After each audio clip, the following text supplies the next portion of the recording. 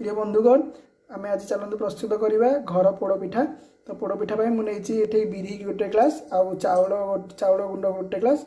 तो सेटा को ग्राइंडिंग कर देछि और ग्राइंडिंग कला बेले किसी खदरा अंश रखी। तो तापर मुझे बर्तमान देखु नड़िया तो बर्तमान मुझे बसैया गोटे कड़े नहीं कड़े किसी घी नहीं। तो आप चाहिए प्रेसर भी यूज करेंगे। तो ये मुझे नॉनस्टिक कड़े नहीं चलतु आम गैस फ्लेम को ऑन करवा। गैस फ्लेम ऑन कला मुझे किसी घी नहीं।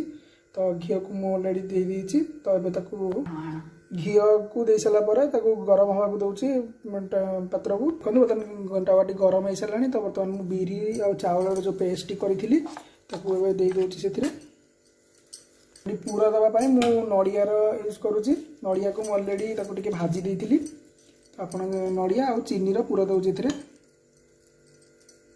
ये हूँ घर पोड़पिठा। तो बहुत टेस्ट लगे आप थे करके देखते ये आपड़ चाहिए यार भल फ्लेवर पाई आप गोलमरीच गुंड दे पारे आ गुजराती भी दे पारे। तो मुझे अलरेडी बाटिक नहीं जाइए। तो आप चाहिए गोटा भी नहीं पारे। देखो ये मुझे गुजराती नहीं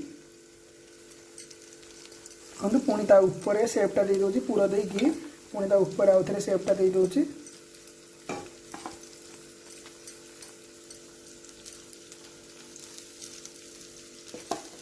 बहुत सुंदर जिनसटी आ बहुत टेस्ट भी लगे जिनसटी ये भाव में करेंगे।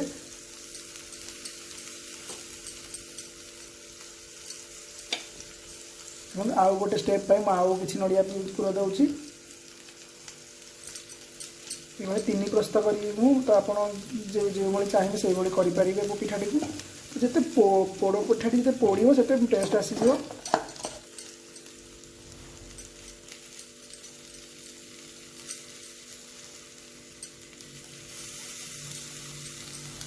देखो माने से ये करने काजू दूसरी आप ऑप्शन भी रखिपारे काजू दे पारे भी भल लगे किसी असुविधा नहीं। तो मुझे काजू आ कि किसमिश दे दूसरी दे सारापर घोड़े दूसरी। देखो एमती घोड़े देवे आ घोड़े दे देखो बंधुगण बर्तमान 30 मिनिट हो गला। तो आम देखा यहाँ ना बोली देखु बहुत बढ़िया बर्तमान हो। तो आम टिके लो फ्लेम रे देके आ 5 मिनिट पुणी घोड़े दबा। बर्तमान 5 मिनिट हो गला। तब मुझे काढ़ी नौ बर्तमान मुझे गोटे ये को पात्र को काढ़ी दूसरी। देखो केते बढ़िया हो पोड़ पिठा। तो अब मुझे काटी सेप सेप कर काटी।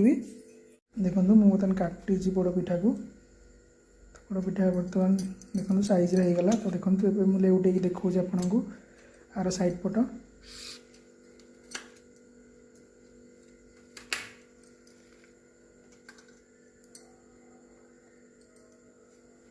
तो ये भाव में आप बिरी आ चाउलर पोड़ पिठा आप बनातु घरे बहुत बढ़िया जिनस यहाँ जगन्नाथ प्रिय खाद्य।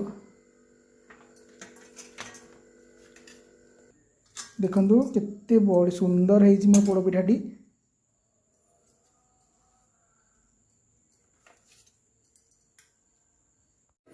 देखु एबे आमर संपूर्ण भाव प्रस्तुत हो गला चाउल बिरी पोड़ पिठा।